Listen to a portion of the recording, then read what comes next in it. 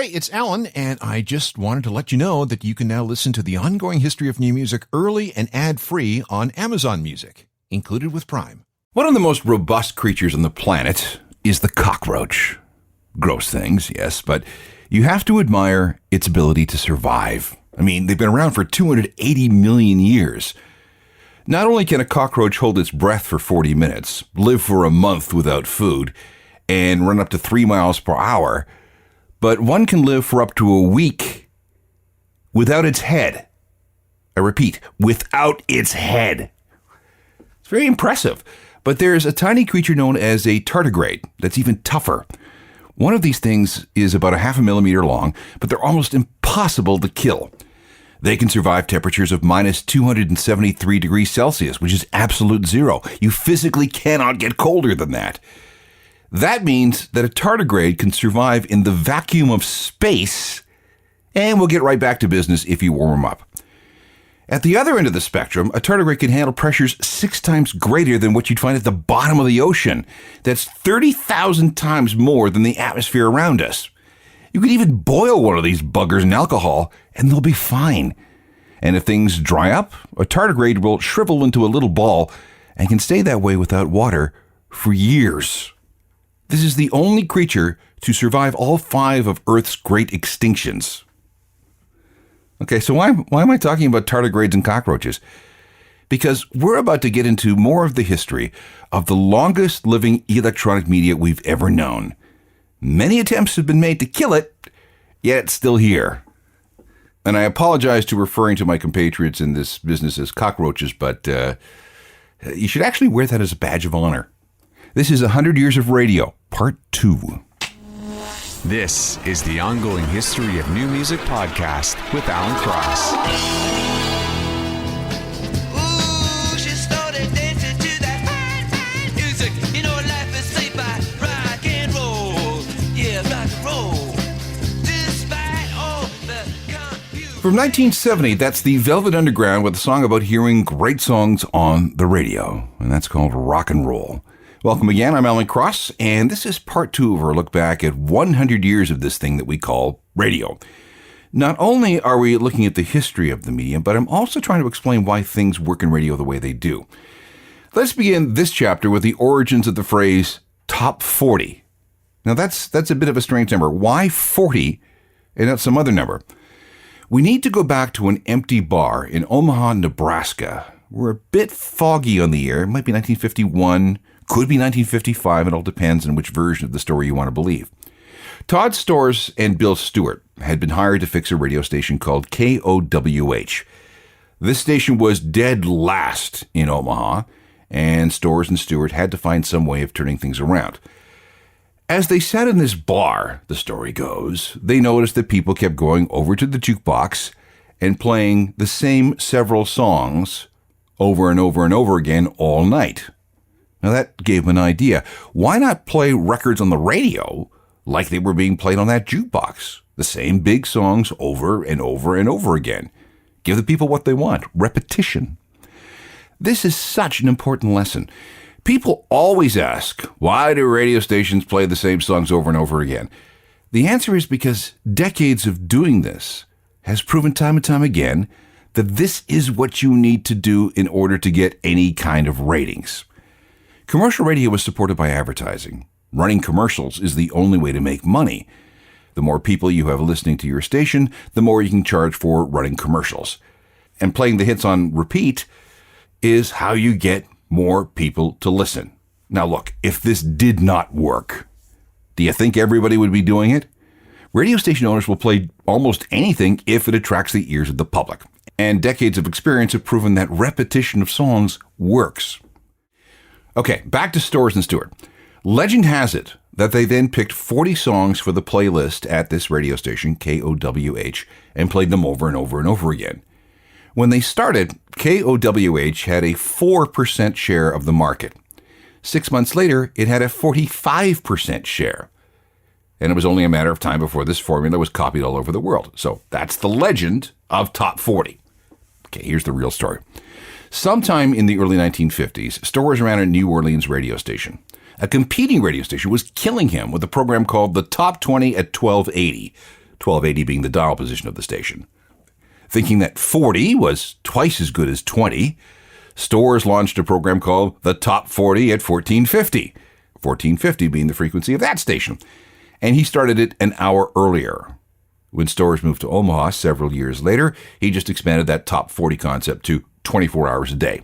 In any event, you can thank or blame Todd Stores for Top 40 Radio, the form of music radio that dominates even today.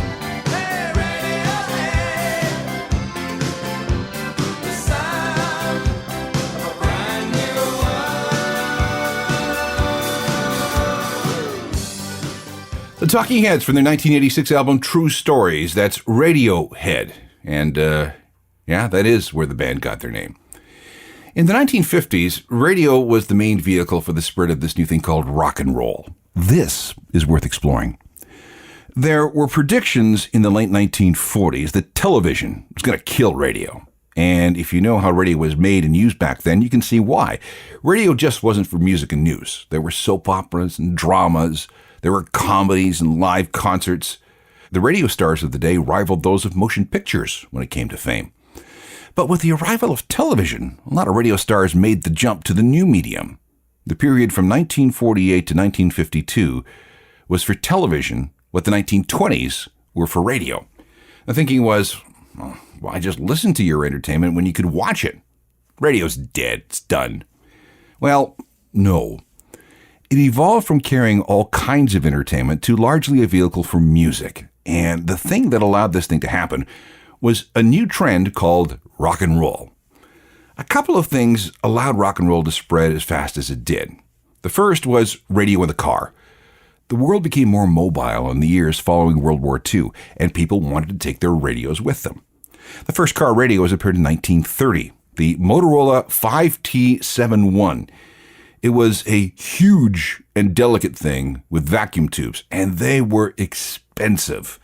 A car might sell for $600 back then. The radio option might put another $120 on top of that. Now, there were politicians who hated this whole concept. It was the equivalent of today's campaigns of getting people to stop texting and Facebooking while driving. The leader of the anti-radio distracted driving campaign was George A. Parker, the registrar of motor vehicles in the state of Massachusetts. He wanted the state to ban the installation and use of radios in cars. Listening to radio while driving causes crashes, he said, and he came very close to having his way. But the good citizens of Massachusetts rose up as one and shouted him down.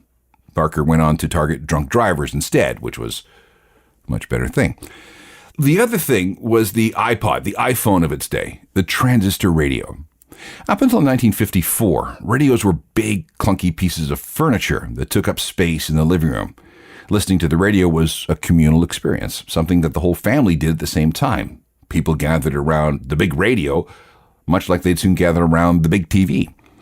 This made it very difficult for the young people of the mid-50s who were looking to be different from their parents. And one of the things that allowed them to be different was a new radio, the transistor radio.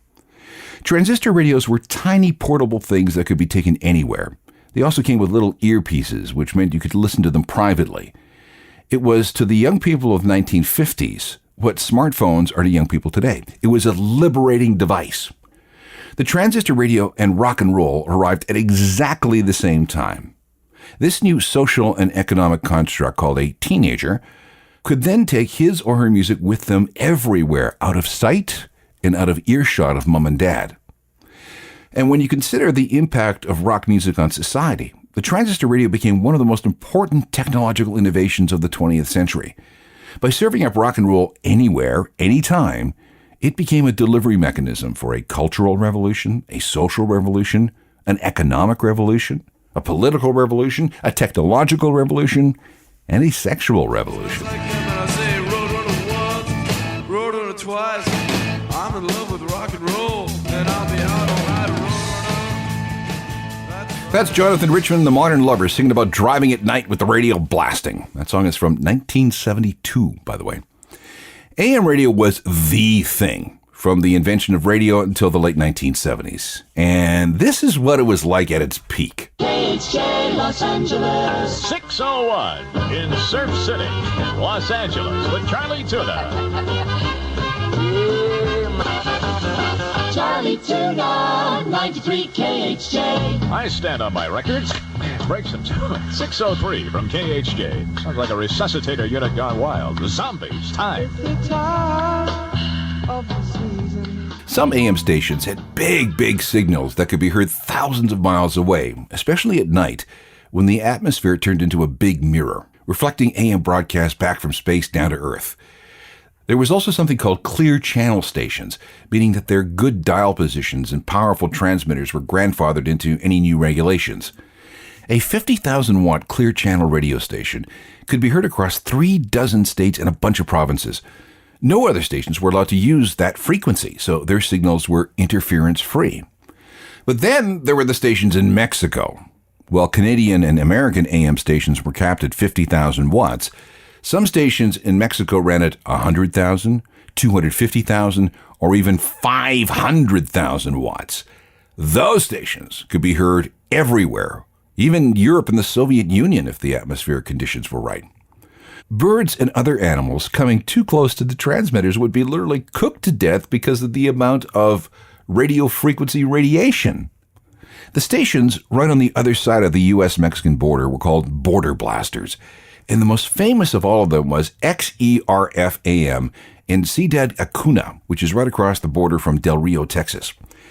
The station boasted that if you got into a car in New York, you could drive all the way to L.A. without losing the signal. XERF-AM was the home of a guy named Robert Smith, better known as Wolfman Jack. And if you've ever seen the movie American Graffiti, you'll know the guy. There was also XERB, which ran at 500,000 watts, 500,000 watts, out of Rosarito Beach near Tijuana, and just 10 minutes from the border crossing with San Diego. They were really sneaky. First, the station branded itself as being the mighty 1090 in Hollywood. Second, they said that they only ran at 50,000 watts, which was the legal limit for a U.S. AM station. Wolfman Jack worked there too, recording his shows in Los Angeles and then shipping them south. Here's a sample from 1966.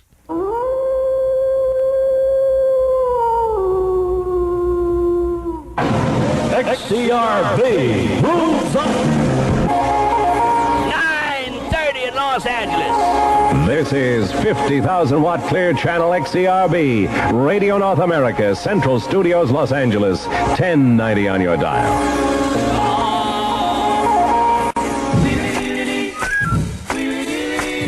Hey, baby, welcome on in here to the Wolfman Jack Show for a Tuesday night. He rocks in the treetop all the day long, hopping and a bopping and a singing his song. All the little birds on Jaybird Street. Border blaster radio stations were a huge deal in the 1960s. And now you know the inspiration behind this song from Wall of Voodoo. I'm on a Mexican radio. I'm on a Mexican radio. Stan Ridgway and his band Wall of Voodoo singing about Mexican radio. Border blasting Mexican AM radio from 1983. Okay, that's a lot about AM radio. What about FM? Well, we'll get to that next. On part one of this program on the history of radio, we went through the story of FM, how Edwin Armstrong invented the medium, how he was cheated out of his patents, and how he ended up jumping out of a building. But what he created continues to live on as the world's most popular form of radio broadcasting. There was no question that FM was superior to AM. Much better sound, almost no static from lightning or power lines, automobile ignition systems, streetcar lines, or anything else like that. But because AM was so big and so profitable and so powerful, no one wanted to invest in anything that might spoil the party. In many cities, up to 50% of the population listened to that one big AM radio station. 50%! And even if you were in second or third place in the ratings, you were still making buckets of money, so why rock that boat? And no one wanted to be the one to tell the public that to get FM, you needed to buy a special new radio. But there were a few experimental FM stations in the U.S. that started broadcasting in the 30s. Canada really didn't get on board until the 1960s, at least as far as commercial radio goes. The CBC started working with FM in the 50s, and the first private commercial FM station in Canada appears to be CKVL in Montreal. The problem is that nobody seems to remember when it first signed on. Could have been as early as 1947 or as late as 1957. That's how much people took notice of FM in those days. CKVL exists today as Sequoia FM. Oh, by the way, CKVL does exist today. It's now called Sequoia FM. Western Europe got into FM radio after World War II because the AM band was way too crowded, too much interference. German broadcasters were stripped of all their AM frequencies, save for 2. So the only option they had was to make the move to FM, hence German manufacturers like Blaupunkt being the first to make FM radios in large numbers. Meanwhile, in England, the BBC started FM broadcasting in 1955. Unlicensed pirate broadcasters were the first to use FM in Italy and Greece. And although Australia got into FM broadcasting as early as 1947, all experimental stations, and that's all they were, is experimental stations, were abandoned in 1961. FM stayed dormant in Australia until 1975. New Zealand didn't get private FM stations until 1983. The first FM radio for cars appeared in 1952, thanks to Blaupunkt, yes, that German company. The following year, Becker introduced what we think was the first AM-FM radio. Those units used old-fashioned vacuum tubes, which would burn out or come loose. The first all-transistor radio for the car appeared in 1963, and again, that came from Becker. And in 1969, Becker introduced the first ever FM stereo radio for the car. Station owners who acquired FM signals needed to put something on them, so for years, FM stations were simply used as simulcasts of their AM stations. Same AM programming, except that it sounded better on FM. They figured, why not? We're not making any money from FM, so why invest anything in it beyond the cost of the transmitter and a little electricity? But in the middle 60s, there was a shift. Popular music was moving from singles to albums. And at the same time, people were starting to get into high-fidelity music. And FM was the perfect medium for broadcasting this music because it sounded so good. Rules started to come in that discouraged simulcasting AM signals on FM. So that means station owners had to figure out how to create some new programming on the cheap. They didn't want to spend too much money, but they had to invest in something. And a few started to turn their FM stations over to long-haired, dope-smoking DJs. Their style and the style of these stations was exactly the opposite of the fast-talking, super-hyped AM radio guy. Here's a sample. This is a station in Houston called KFMK. It promised progressive rock 24 hours a day. And what you're about to hear is exactly how the station sounded, complete with all the pauses and dead air. The Jefferson Airplane. Triad. Wow. Song written by, I believe, which? Crosby, ex of the Birds. I believe we asked the airplane when they were up here, which it was. I believe it's Dave Crosby. One of the Crosbys.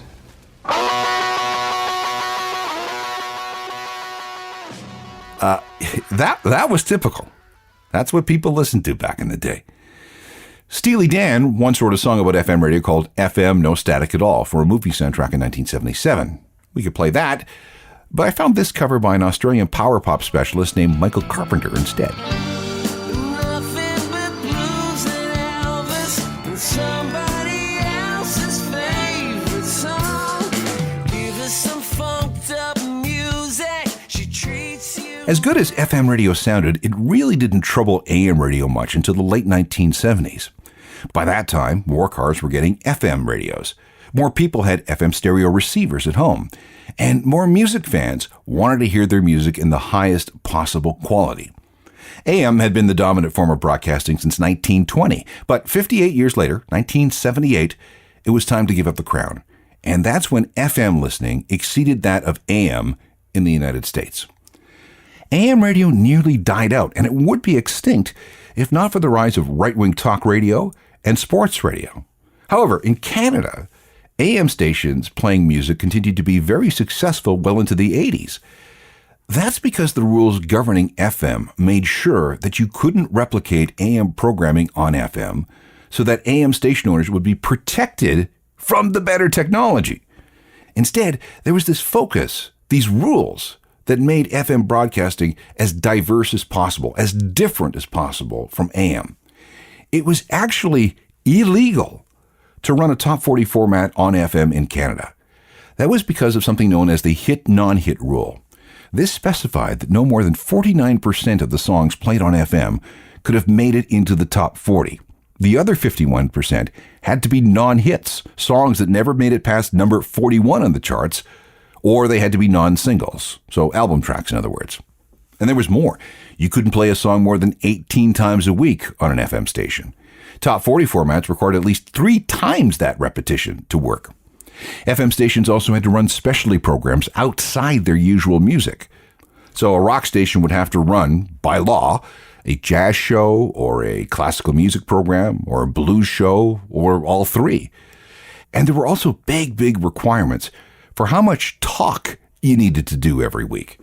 Spoken word from hosts and DJs was broken into categories like mosaic and foreground and surveillance. And woe to any radio station who did not adhere to all these rules. You could actually have your broadcasting license taken away. It was insanely difficult to keep track of all these requirements and quotas, but it forced Canadian radio to evolve differently than what happened in America, even after all these rules were dropped in the 1990s. The effect of that evolution can still be heard today. British radio sounds different still in terms of presentation because of the influence of the BBC. Private commercial radio did not come to the UK until 1973, and even after all this time, the BBC's influence is still felt in the way private broadcasters do things. Today, FM is the dominant form of radio, but even that's changing. We'll get back to that in a bit. First, though, time for some Queens of the Stone Age, and God is in the radio.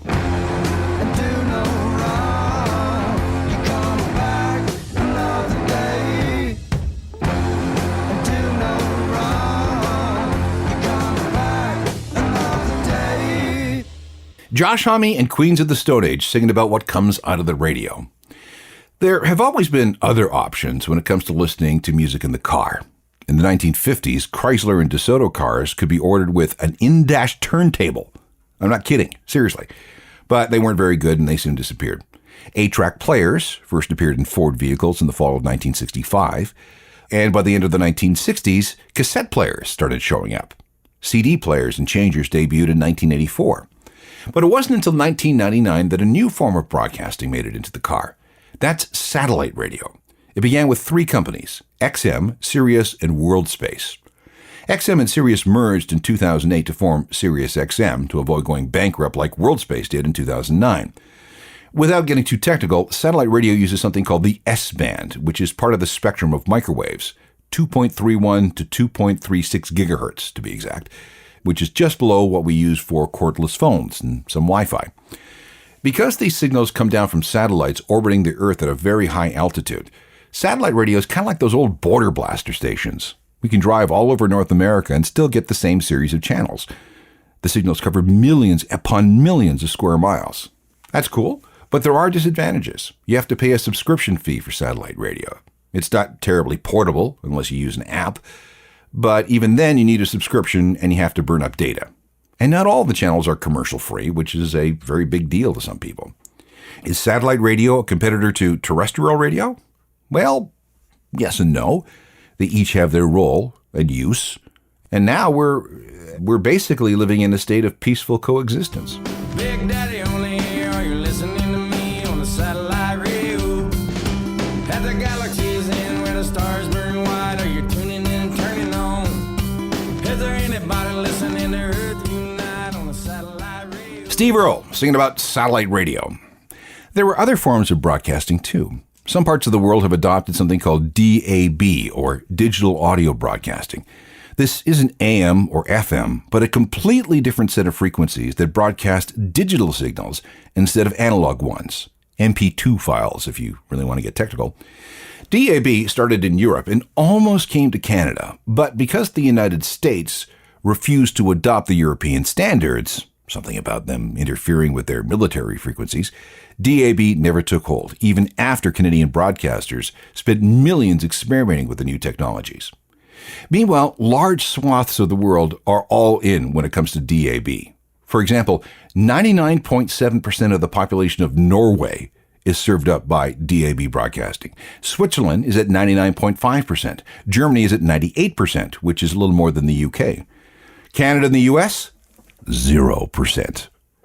This, as some of those other countries are so happy with digital audio broadcasting that they're shutting down all their AM and FM transmitters, leaving North America with a very old technology. America insisted on something called HD radio. And before you ask, there's nothing necessarily high definition about it. HD radio is just a trademark like Kleenex or aspirin. It is digital, but these signals piggyback on standard analog FM signals. If you've purchased a car since about 2012, chances are that it has an HD radio in the dashboard. The problem is that the general public really hasn't shown much of an appetite for using these frequencies. Ask a person on the street about HD radio, and they'll go, huh? What? HD radio has potential, but enthusiasm seems stillborn. Back with a few more tidbits about this thing we call radio in just a sec, including why we're about to hear a bunch of commercials. There are a couple more things I want to cover before we wrap up this two-parter on 100 years of radio. The first is the history of what we just heard, the radio commercial.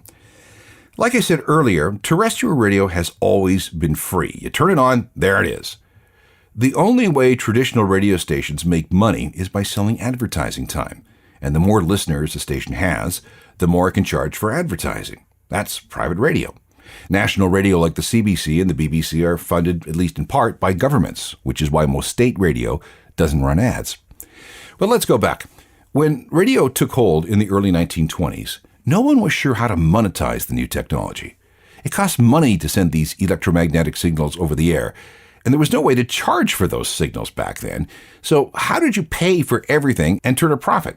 Well, the answer was advertising.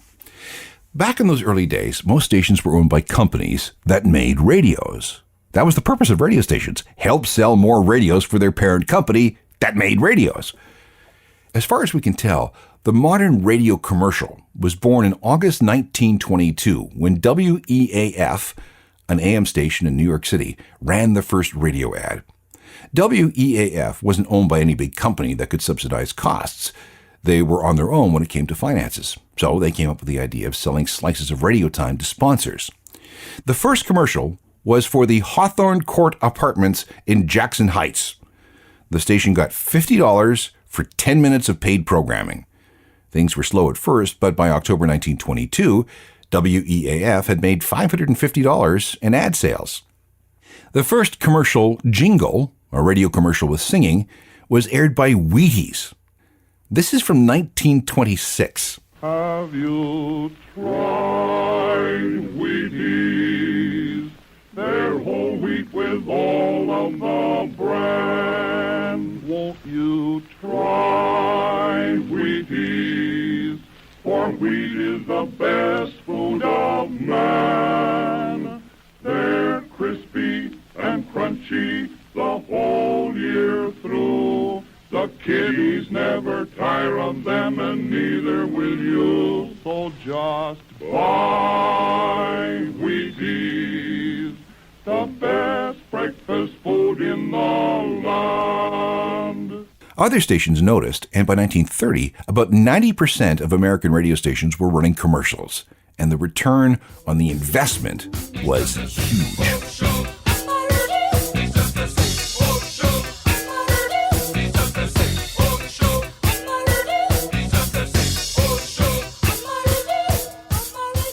The Selector, singing about their radio back in 1979. A few years after that song appeared, a new form of musical entertainment appeared that threatened radio. MTV and music video channels. Remember how video was supposed to have killed the radio star? No. How many 24-hour video channels are there today? And how many radio stations are there? Yeah. I could play the Buggles' Video Killed the Radio Star, but that would be a lazy cliche, so I'm not going to do it. Instead, let's look at radio's future prospects. Some people have said that streaming is going to kill radio. Well, I beg to differ. Streaming is fantastic when it comes to listening to music, but horrible when it comes to providing context to what you're listening to. When done properly, the trusty radio announcer tells you why a song, an artist, an album, a sound, a scene, why they all matter, what went into it, what to listen for. In short, radio people can give you the information to make music more meaningful and more impactful. Radio is becoming more interactive. A big change came with the rise of the internet. With websites, radio had pictures and text and on-demand audio and video for the first time. Oh, speaking of on-demand, radio is investing a lot into podcasts. And when you think about it, podcasting is actually just another form of radio. The industry has always been brilliant at creating great audio information and entertainment. And the infrastructure and expertise has been there for over 100 years. So, a move into podcasting is a no-brainer. We're facing a new revolution with 5G technology. This new super high-speed connectivity has the potential to change things in ways that we can't even imagine. Some experts say that this is like when the internet first started being adopted in the middle 90s. No one could have predicted what's happened with the internet in such a short period of time and how much change has resulted. Meanwhile, though, traditional terrestrial radio remains popular, powerful, and profitable. So don't believe anybody who says no one listens to the radio anymore or radio is dead. And yes, we know there is much evolution and change ahead of us, but because things continue to work so well, it's kind of like changing the wings on an airplane while flying at 38,000 feet. It's kind of tricky. But we will be with you for a while yet. And remember what I said about being a cockroach or a tardigrade? We're kind of like that. I hope you enjoyed this look at 100 years of radio. It has a fascinating history and, if you ask me, a bright future. I've been a radio fan since I was 6, still part of it. I've seen lots and lots and lots and lots of changes, but every single time, radio has adapted, evolved, and not just survived, but thrived. And I don't see that changing. This program used to be just a radio show, but in an example of evolution, it is now available as a podcast for on-demand listening. You can choose from hundreds of episodes anytime you're ready at Spotify, Apple Podcasts, Stitcher, or any other podcast platform. My website is ajournalofmusicalthings.com. It's updated every day with all manner of music and radio-related information. Get the free daily newsletter to make sure you never miss anything. And we can also connect through Twitter, Facebook, and Instagram. Email can go to alan@alancross.ca. Technical productions by Rob Johnston. I'm Alan Cross. You've been listening to the Ongoing History of New Music podcast with Alan Cross. Subscribe to the podcast through iTunes, Google Play, Stitcher, Spotify, and everywhere you find your favorite podcasts.